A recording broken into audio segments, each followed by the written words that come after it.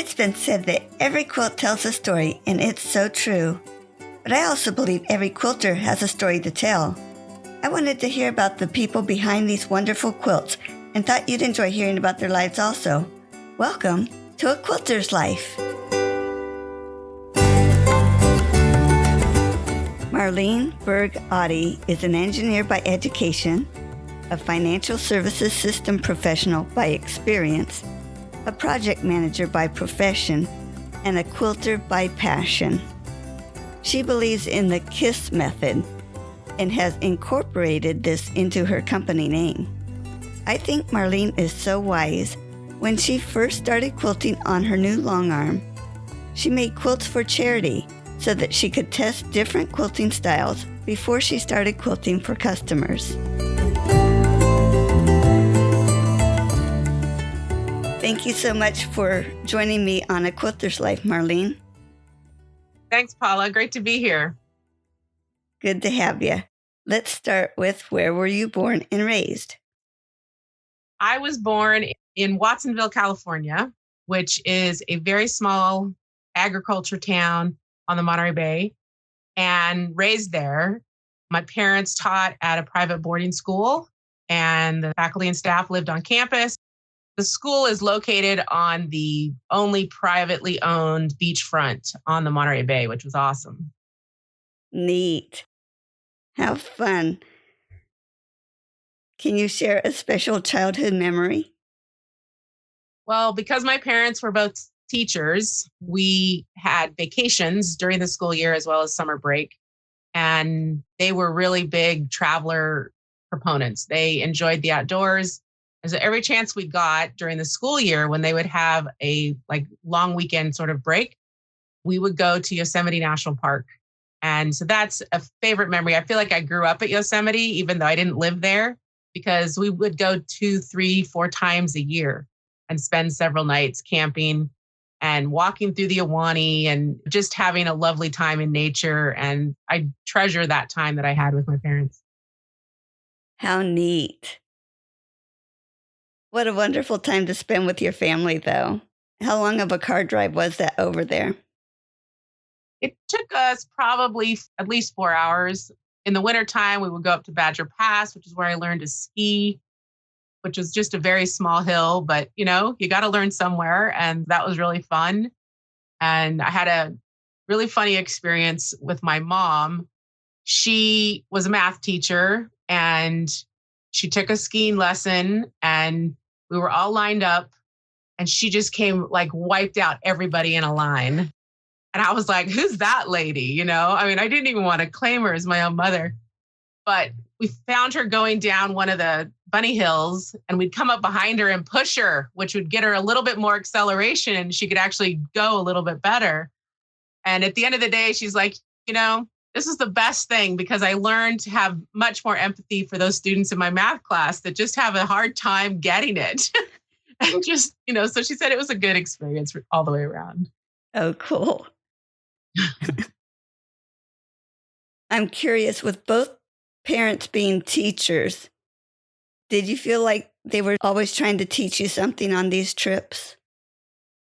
No, there was never that. I think they did it in the classroom. And so when we were outside of the school environment, it was really just being a family and experiencing life. And yes, we learned things, but I never saw it as more of a classroom extension. It was definitely separate life because it was pretty intense 24/7 being on a boarding school campus. And so they cherished going away and not having to be on and just being a family. Neat. As you grew up, what kind of employment have you had? So I was a very young student because I accelerated in grade school.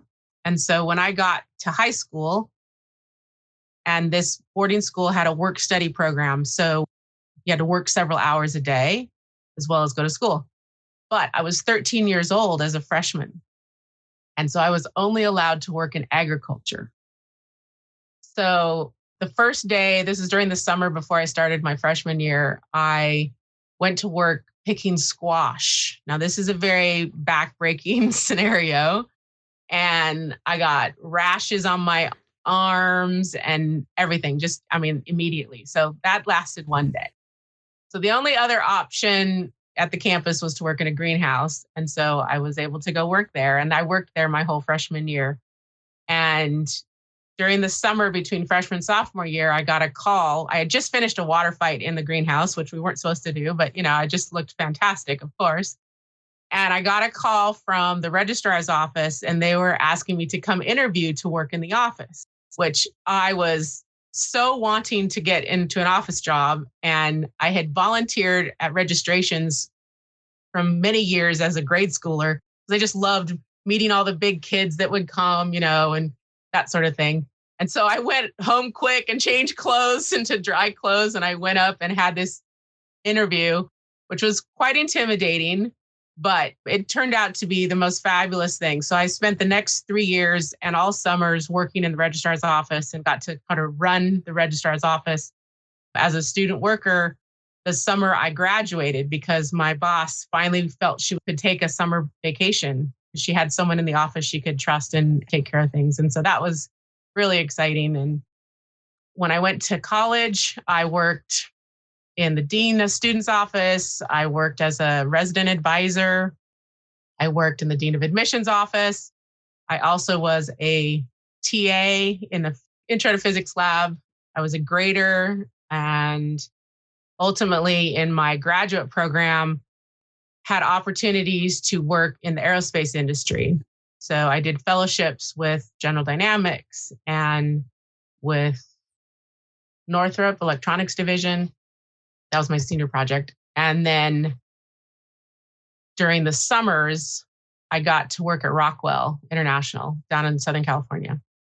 I did 4 summers with Rockwell, all in different capacities, but incredibly rewarding. And one summer, they let me use the helicopter to go between locations. I was a very spoiled student worker, let me tell you.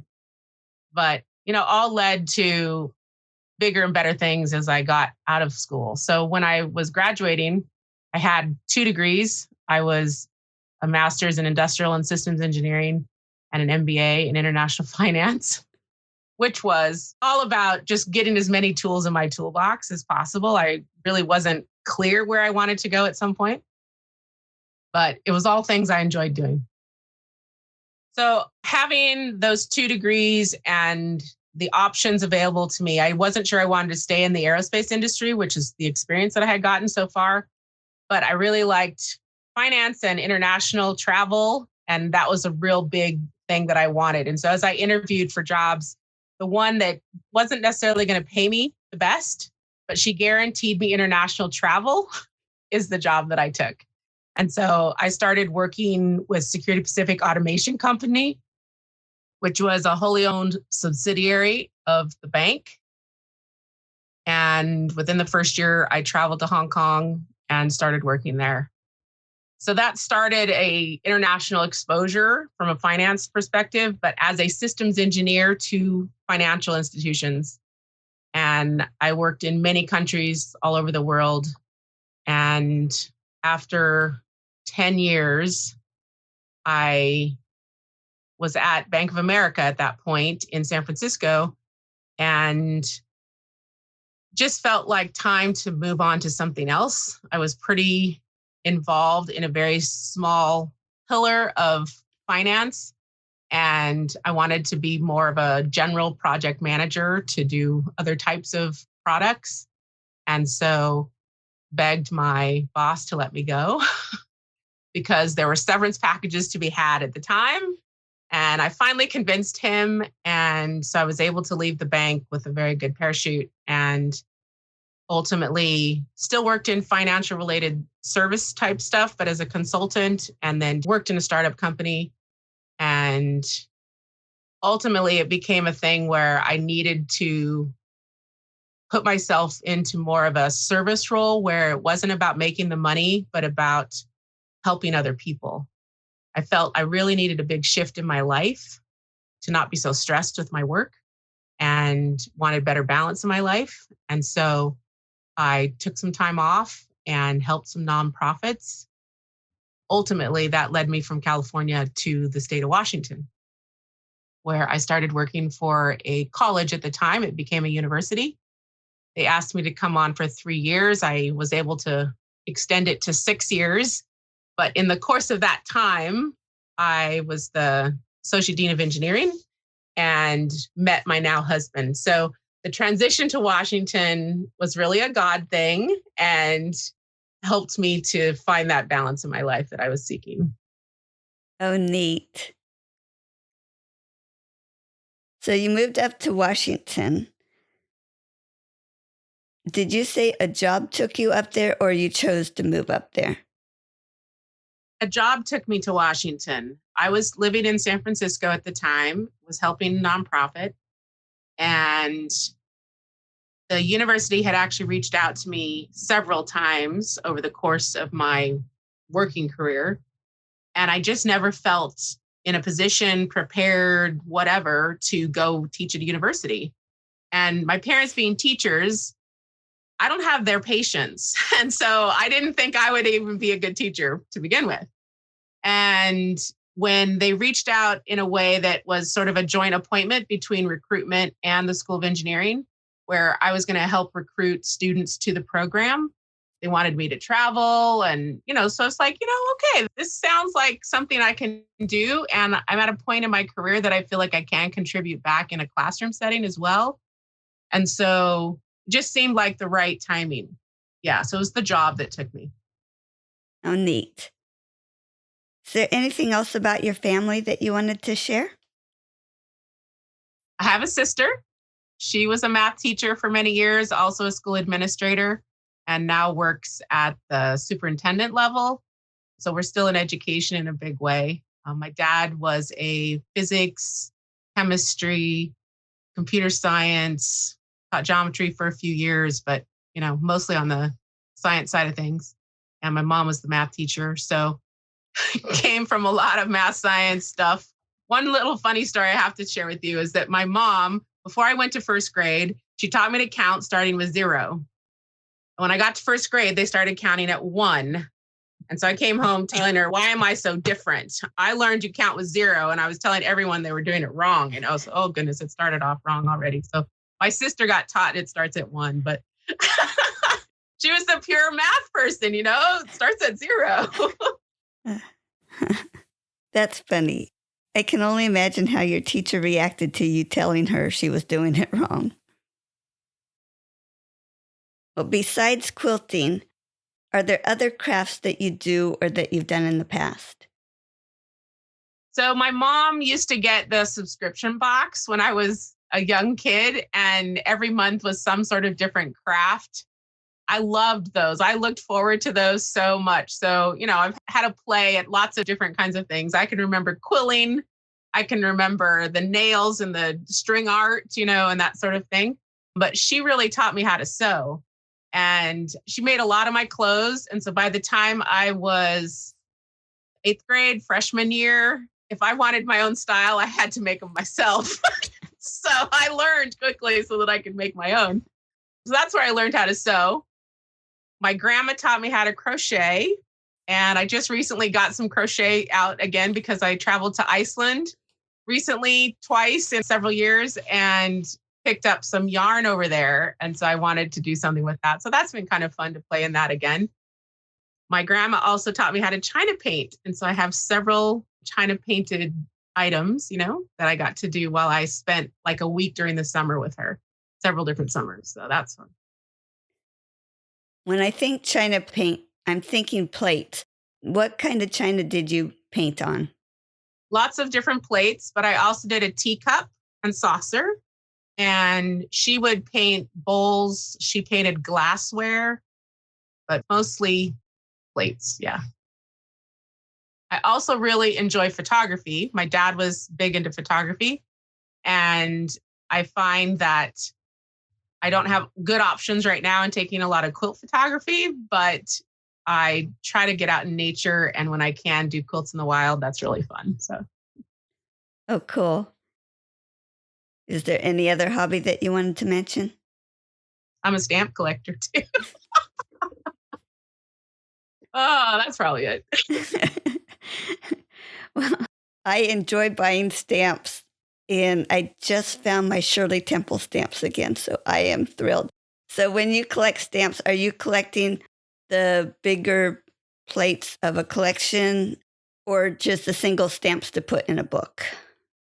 When I was 8 or 10, I got like the stamp honor, and I had to get like 1,000 catalogs. So those were all very individual stamps. But in my adult life, I discovered blocks, which is 4 pieces, which is all together and has the little print number that shows the printing on the edge of the sheet. And so if you save a block, those are supposed to be worth more. And so I'll usually save 6 so that I have the block of 4 and a spare to use and 1 to put in a book. So haven't put any in a book in many, many years, but I still collect them. I especially like love stamps. And so I'll anything that has a love stamp associated with it, I'll collect that. Do you think some of these hobbies show up in your quilting? I don't know how much my other hobbies show up in the quilting. I know that I've taken aspects of them and incorporated them. I don't know if visually they seem that way, but like one thing my grandma taught me in the painting was that to make something really look white, put a little blue next to it. Hmm. The white then really starts being white, really feels white. So even in a quilt, when you're dealing with colors, that's an aspect. If you want something to really be crispy white and you have blue next to it, it'll help do that. Can you tell me about who introduced you to quilting or how you started to quilt? So I had a run-in with quilting when I was about 11. My next door neighbor, who was considered sort of an extra grandma to us, was convinced that it was a rite of passage I needed to make a quilt. And so since my mom had sewn many of my clothes, we pulled from the scraps of those and made a sunbonnet Sue and an overall Sam matching set of each of these different outfits that I had from the scrap closet, and tied it, backed it with a Holly Hobby sheet. Oh, yes. And I still have it. And I thought I would never make a quilt again. That was checked off the bucket list. Not that it was on my list, but it was on hers. And that was it. But when 9/11 happened, I was not working at the bank anymore. I had friends, former colleagues who were on the phone with people in the towers when it went down. It was really felt a little too close to home and impacted me in a pretty significant way. I noticed that our church was doing a quilting session, and I thought, well, I can get up to something better on a Saturday night than that. But on Sunday, I went and made a flag. We were being very patriotic then, and they showed me a scrap bin, and I just kind of made this flag, and I still have it. I've come a long way. But that sort of started it. The next month, the teacher who was leading out ended up in a car wreck, and she couldn't show up to class. And I was all ready to take the class. And so I just stood up and led the class. I didn't know anything. I read the book. I read the pattern, what we were doing. And so we just let out. And I suggested that as a learning process, each of us we were making color wash hearts is what the technique was that we were learning. And I said, let's all make a heart block and I will put them together. The teacher had wanted a duvet for a long time. And so I made it into a duvet. I didn't have to quilt it. Perfect, And I just made it into a duvet cover for her. And she did recover ultimately. But for several months, I just started leading out in the group. And I moved not long after that to Washington. And I found the whole process very therapeutic. And the guy that sat next to me, his wife was a quilter in my job. She was a quilter. And so she invited me to the local guild. I traveled a lot, so I couldn't do much, but they would hand out a block every month as a block lotto. And I would win those occasionally. I could make a block a month. That was something I could sit and do for a little bit. In my travels, I got to collect a lot of fabric and curate a wonderful stash. And in 2009, when I got married, part of the process was leaving the other job. And my husband was going to be in a role in his own job that was going to every couple of years move. And so it seemed that I needed to be self-employed. That would be a smarter way to keep the family together. And given this passion, I had learned by then how to longarm quilts, but always rented a machine and wanted one myself. But this sort of enabled the process. And I got a Gamel longarm and started doing it out of my home. And that's how the business started. When you say you were moving every couple years, I'm thinking, so you got this wonderful Gamel machine, but you had to take it apart and move it every couple years. How hard was that? So the plan was that.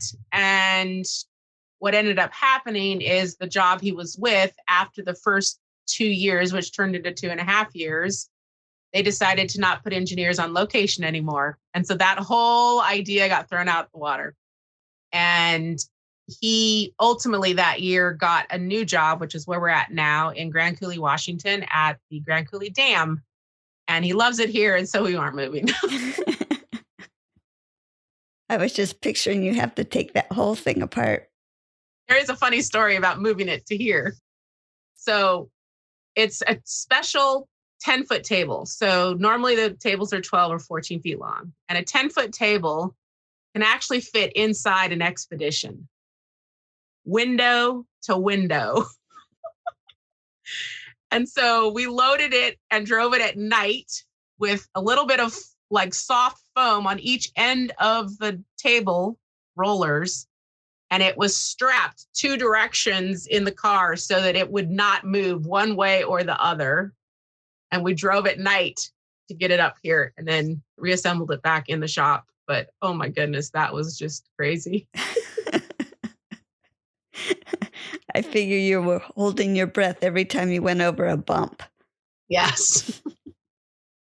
Do you have a favorite quilt? You know, I have several quilts that have won recognition, and those have favorite status for certain reasons.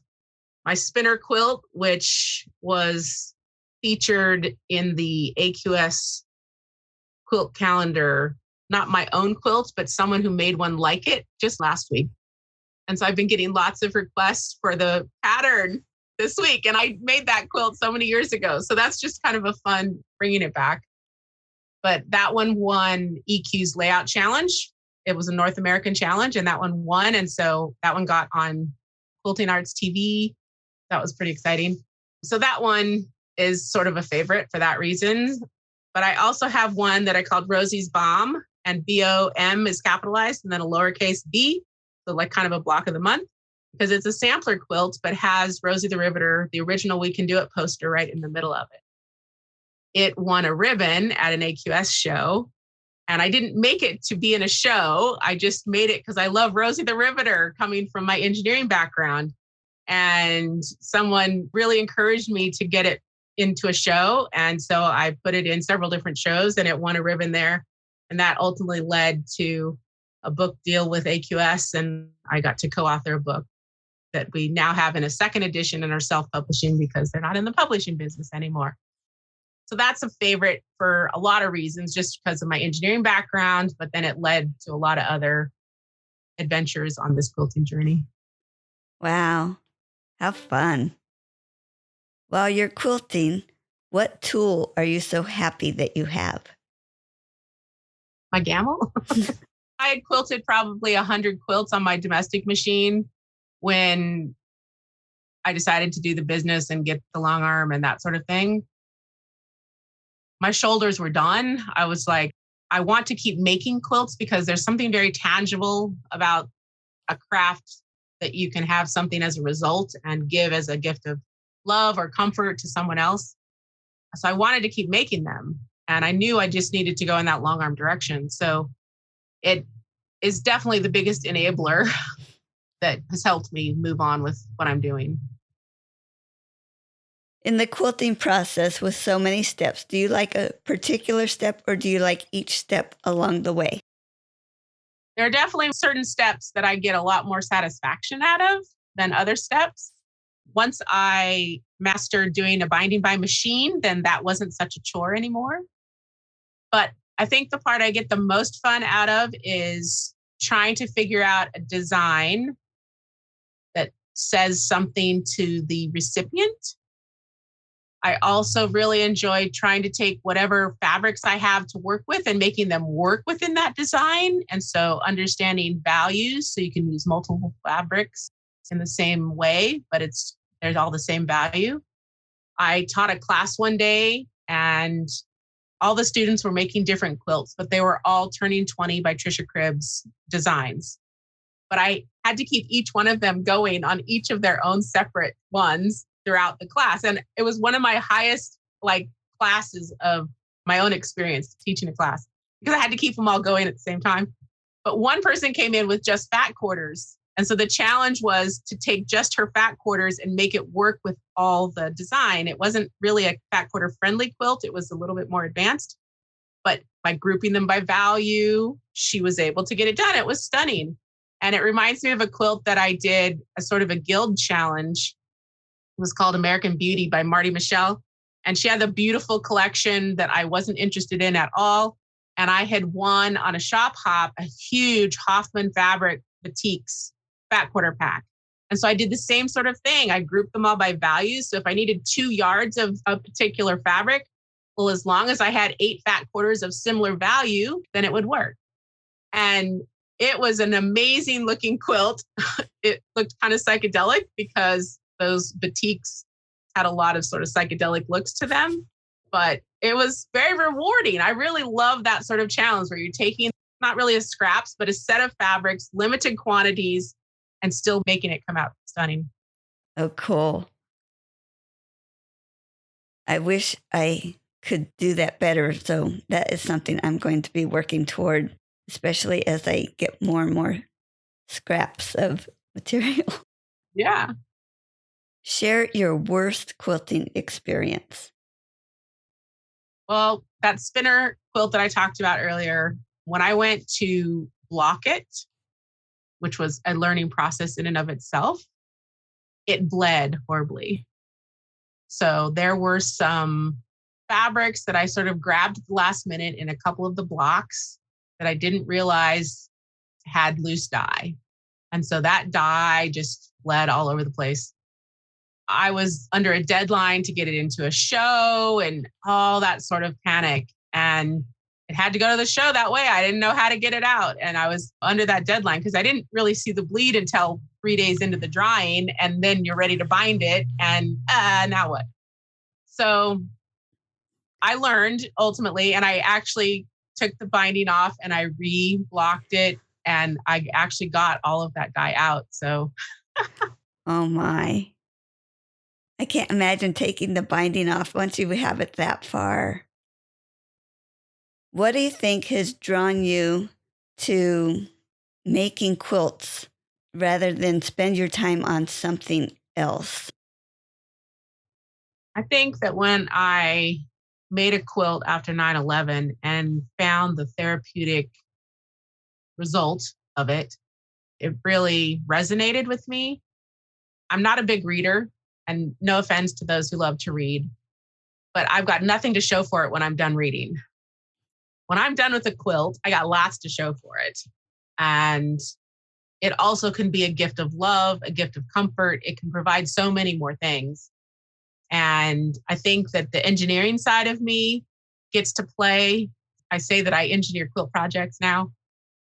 And I enjoy having that end result that shows your creativity, but also is practical, can be used for warmth, can be used as a hug when someone, needs that.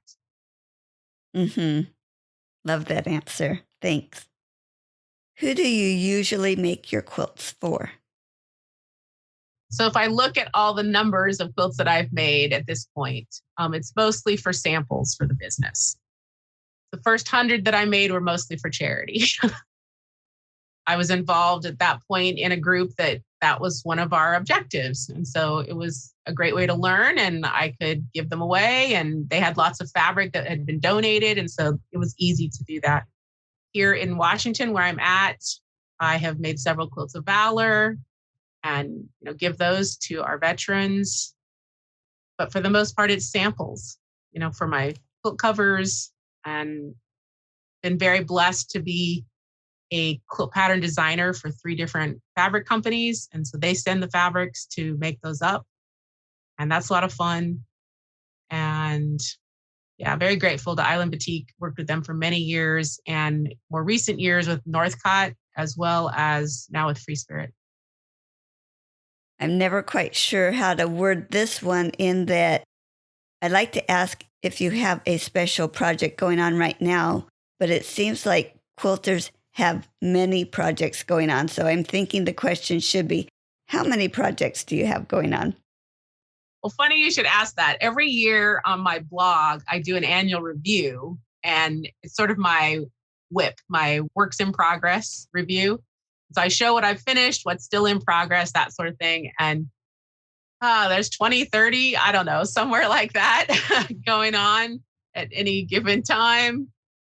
Yeah, just finishing a couple of patterns right now. So I just finished several quilts that'll be pattern covers. That's most of the stuff. I've got some long range stuff. I just finished a project at the end of the year that I've been working on for 15 years. I went to Alaska in 2007 for a wedding, and the Alaska Shop Hop was happening. And so I went to as many of the shops as I could get to and purchased the kit and the block that they had on offer. And if you got all of them, would make like 3 different versions of a quilt, depending on how many you got, and included a mountain scene, a northern lights scene, or like all of them or something like that. And so there are trees and there are mountains and there are stars in the sky.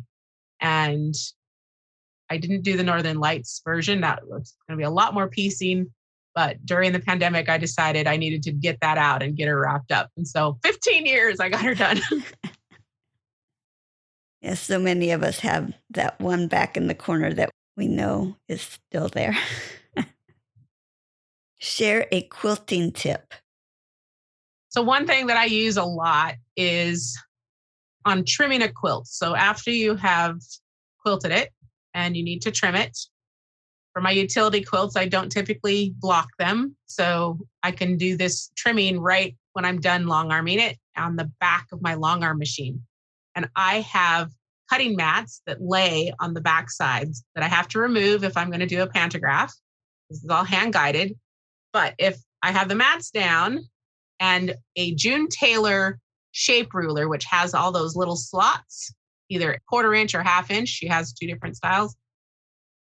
You can run one of the slots along the edge of the last seam, so like the border seam all the way around, and just trim it evenly. So I'm not even looking where the cutter is. I'm looking where the slot at the seam line is, and leave the cutter in the slot at 0, right? And just run it along. And that makes it trimming so easy. And you get an even border, which I find at that stage of the game, you're not trying to square the quilt. Hopefully you've done that in the process. But at that point, you want an even sized border all the way around. And that makes for a quick trim. Wow. So you had quilting as a hobby, and now it's become a business. Can you describe that process? Yeah, so I enjoyed the therapy of it. And when my husband got this new job situation, it just seemed right to have a business doing the long arming, which I thought from a cash flow standpoint was really the quickest way I could start cash flow. I didn't have an interest in creating a big inventory, running a fabric shop or anything like that. But as a service, I could provide long arm quilting. And so I did that in my home. When we moved, we found this little shop that I'm in now that's about 350 square feet. So it's not very big.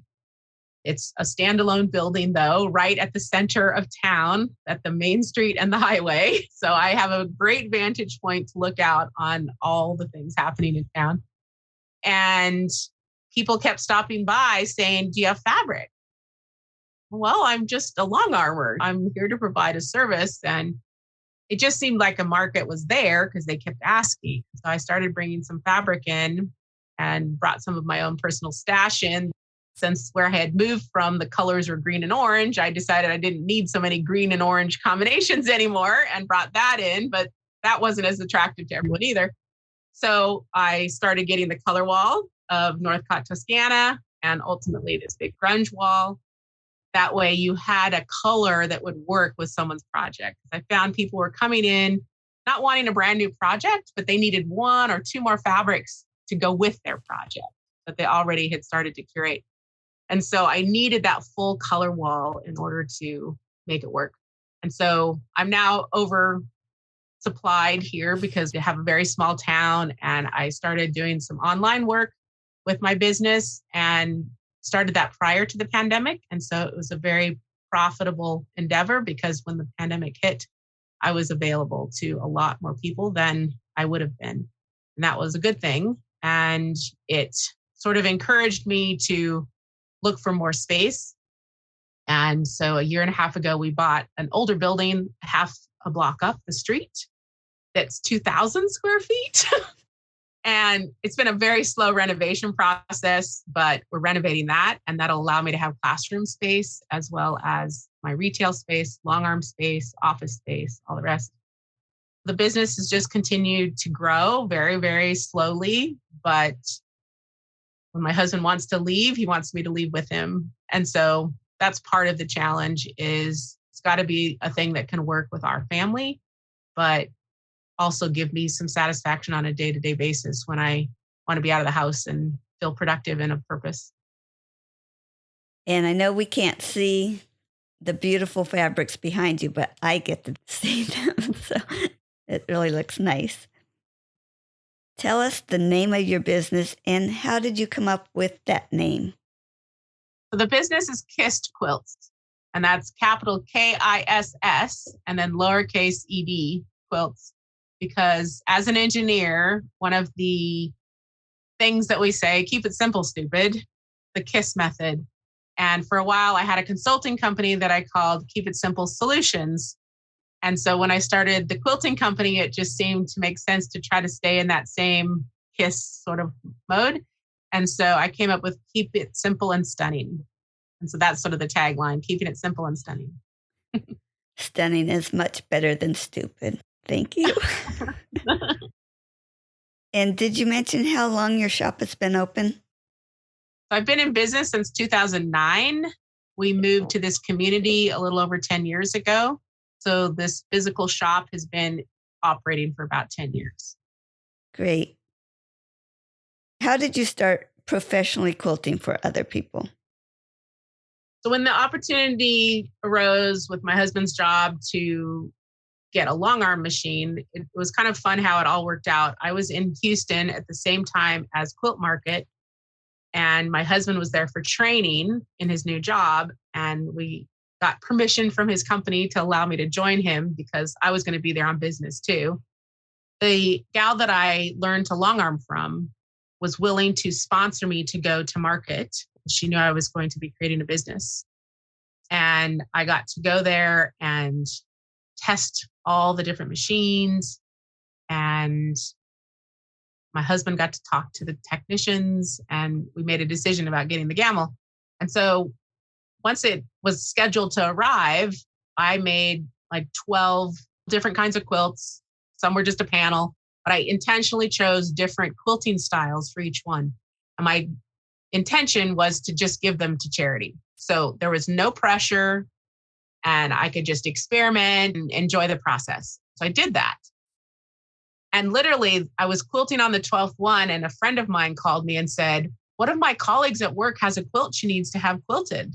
Are you ready to start quilting for people? And I was like kind of freaking out. And I'm sure, right, of course. And so it arrived and she wanted custom quilting on it. And I was just like, you gotta be kidding me. So, you just say a little prayer and hope that it's all going to work out and trust your process. Because when I was at market and festival, I took as many classes as I could from a whole variety of long armors. I heard lots of different ways to do things, and I tested that with those 12 quilts. And when I originally learned from the local gal, my lesson with her, and then I put on a quilt immediately at the end of the day, and I quilted out this seaweed. I think they call it a garden twist, where you have like a lattice structure, usually with flowers and a lattice. Well, mine, the background was fish, and the lattice looked like kelp. That's how I had pieced it. And so I quilted out seaweed. And she's like, you have a gift. You need to do this. And so I had really good support and affirmation that I had a talent and that I needed to exercise that. And so I definitely was nervous, but I also had to rely on that confidence that had been given to me that I could do it. I really could do it. And I did it. And it probably wasn't perfect, but the client was happy and on to the next one. And it just kept coming. And I have now quilted over 900 customer quilts. Wow. I keep track of it on my posts on my social media. You'll see CQ and then a number, and that's customer quilt and the number that it is. And we're over 900 now. And I do my own maybe 15 a year, so there's been a lot.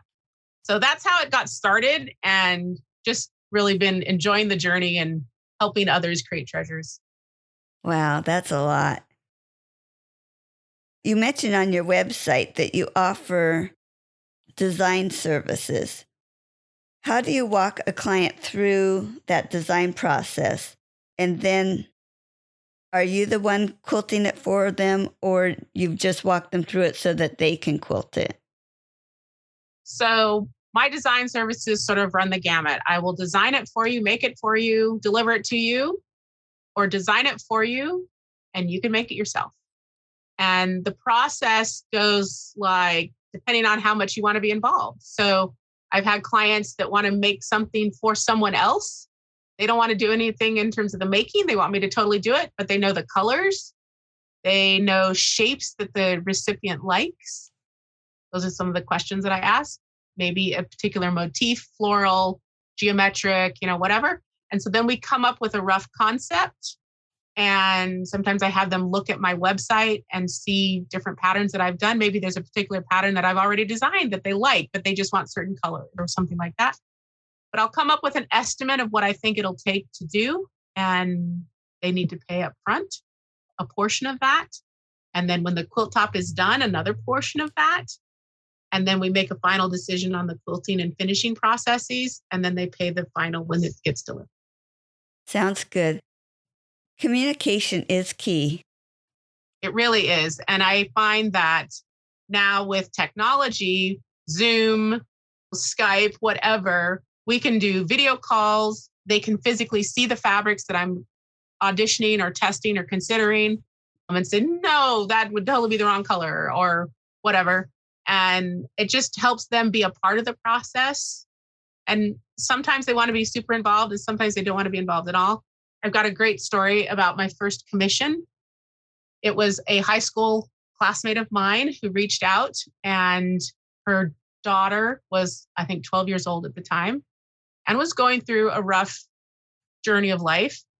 The mom wanted to make a quilt for the daughter and give it to her as an affirmation of this journey she was on. She was trying to come out of some bad stuff and just wanted it to be something of support, and it needed to be a total surprise. Okay. So we were emailing back and forth, and I was sharing design concepts and colorations and all of that. And her daughter saw the email, which ultimately resulted in a conversation that the mother could have never begged for, but was the most beautiful conversation. I got that quilt done. It was the first commission that I completed. It wasn't my first commission, but it was the first completed commission. And it got there Christmas Eve. And became a beautiful treasure, for her. Yeah, that whole situation is a sad story. The daughter has now died, but I'm grateful I got to be a part of a special time. Wow. Quilts can really bond people.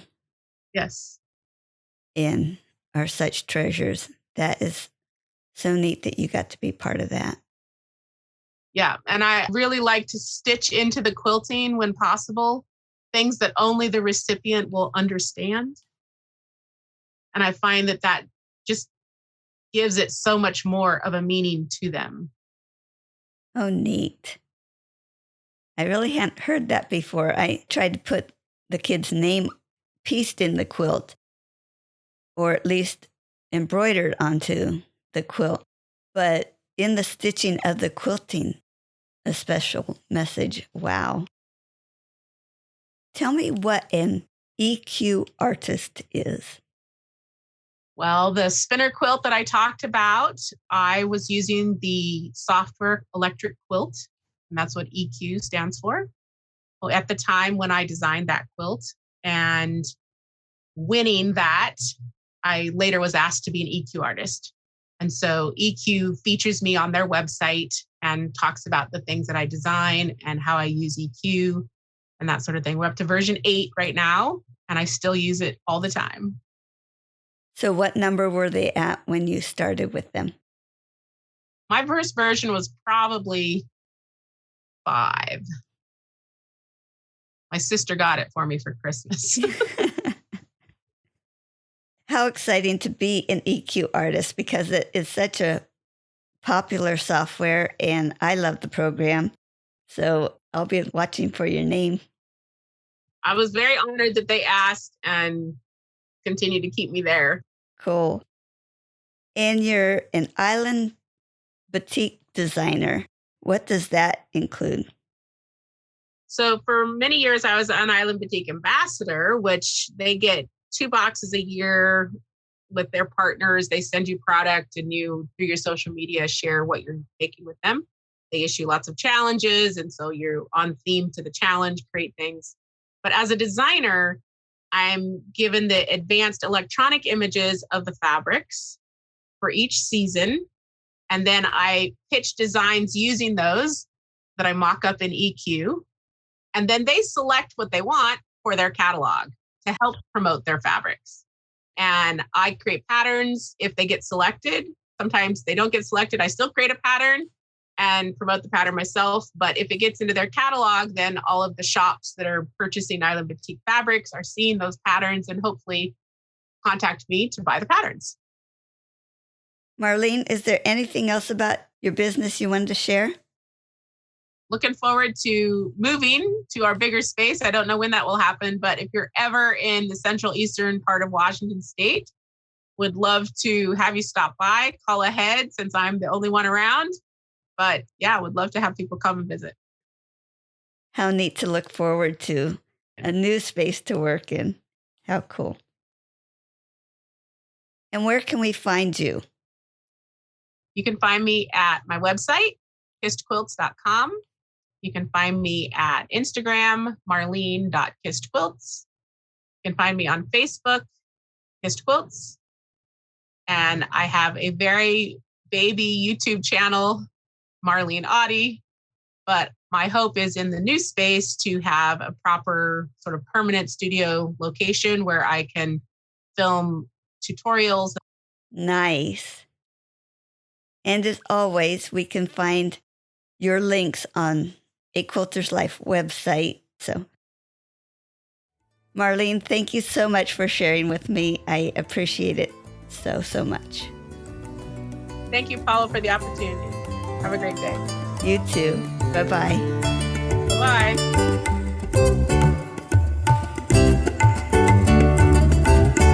You can find more stories on aquilterslife.com or subscribe on your favorite podcast player so each episode will be downloaded automatically.